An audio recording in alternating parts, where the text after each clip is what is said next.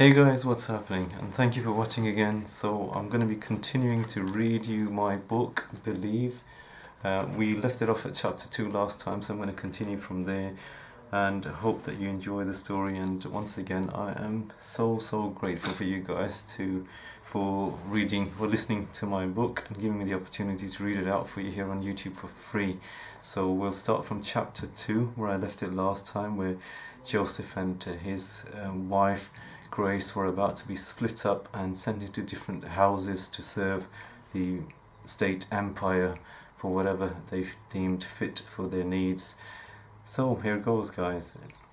I hear a loud smack that pops my ears, and I flinch, startled as the stinging pain radiates off my back after I'm hit with a rifle. Good strong back, 6 foot tall, give or take, strong muscular frame, clear blue eyes, short black hair. No sign of disease. This one will make a fine soldier. I hear the gruff voice of the troop commander as he menacingly stares at me.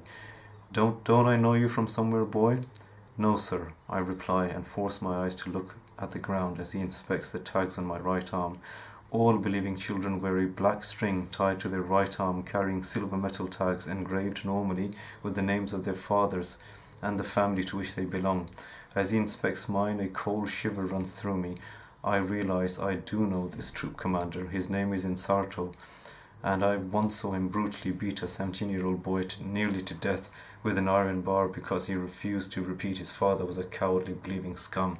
He only relented when the boy's mother begged for her son's life and repeated the words Insarto had commanded. Even then, the boy didn't last long because of his injuries, and his body was returned to his mother a few weeks later as he had died of internal bleeding. Insato would do this on occasion to instill his might and fear into the rest of the watching children, to set an example for everyone, and now he is inspecting my father's name tied to my right arm. His eyes widen and he lifts up my chin with his baton.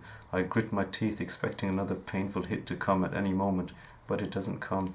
So, you're the son of the infamous rebel John Moses, who took out the entire Purist regiment with his handful of poorly equipped believers.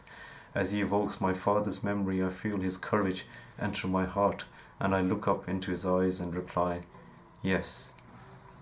Insarto's eyes quickly run towards the state governor as they exchange a glance of intrigue, and then Insarto looks at my mother. And Sophie, standing behind me. Murmurs run through the crowd, and momentarily my heart fears for my mother and Sophie, but I try not to show it. Well, I must say, I have been looking forward to this for a long time, Insato says, pointing his baton to my chest. He's around 50 years old, with a stocky build, short cropped black hair and beard. Dressed in the menacing black troop commander uniform, he gives me a sadistic snarl as his lips curl downwards in hatred. Instantly I know he has unfinished business with my father that will be taken up with me. Let's send you to the almshouse for the moment, boy.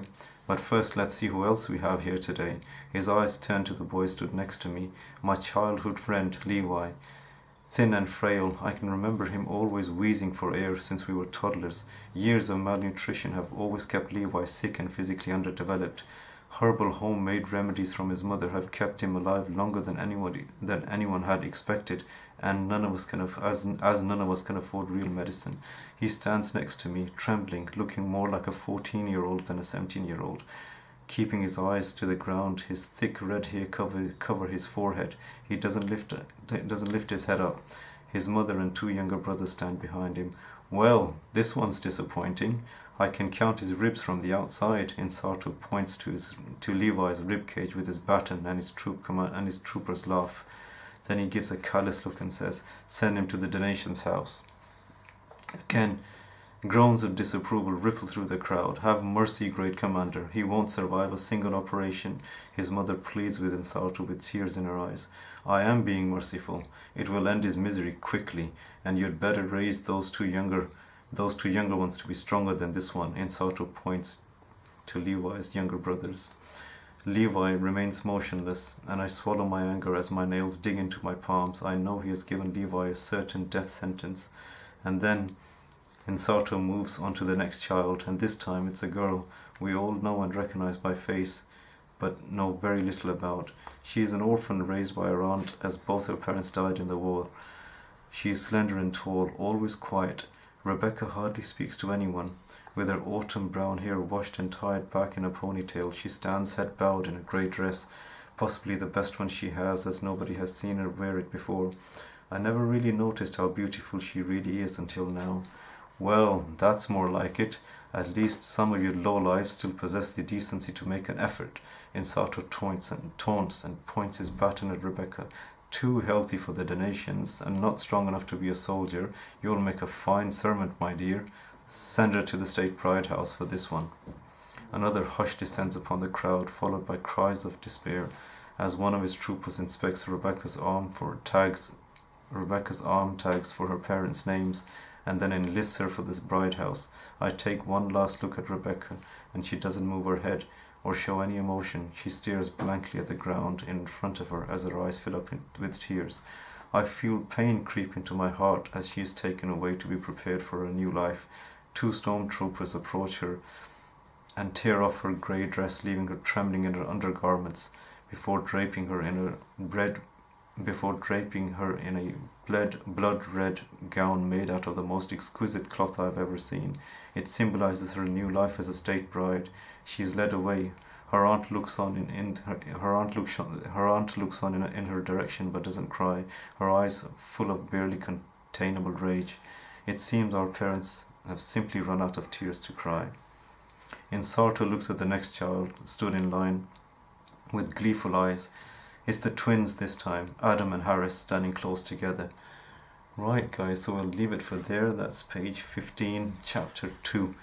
And once again, thank you so much for listening as I continue with my weekly or I'm trying to make daily vlogs. It's been a really, really difficult week. Full of ups and downs, but I've got the Mercedes in the garage and that's being repaired, so the S320 should be hopefully ready. The MR2's ran out of, the advert is expired, so we're going to try and get that re-advertised and get some, hopefully with the sun coming out and spring around the corner, we should get a better result for that as well. I will continue making car reviews as well, and we will do some game reviews. So once again, thank you so much for watching, and please like, subscribe, comment, anything. I'm always grateful, and I hope to continue with the read for you, with belief for you soon. Thank you so much.